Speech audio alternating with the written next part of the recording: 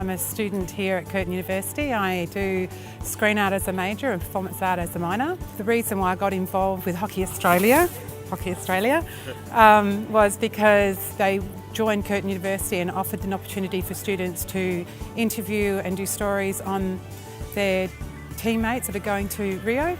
I made the national squad in 2003, a year earlier, but I broke my ankle twice. Probably thought my dream of the Olympics was over. We've been following the story of the Olympic champion Mark Knowles. We have two stories to tell, and one is a family story and one is actually to sort of get people excited to watch the Olympics. I got to meet Mark and his family. They let us into their home, let us go and watch them, train and practice really hard. I really learned very rapidly as a screen art student to be far more prepared. I think that was one thing.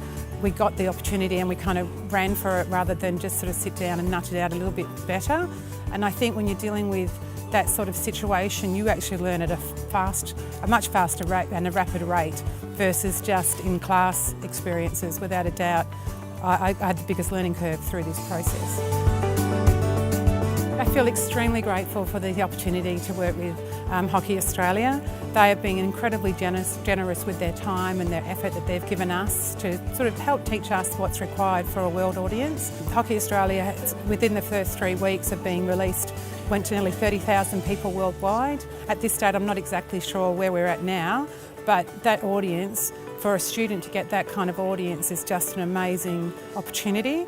It's one that you can't underestimate the impact of being able to produce some work for a company versus just our student work.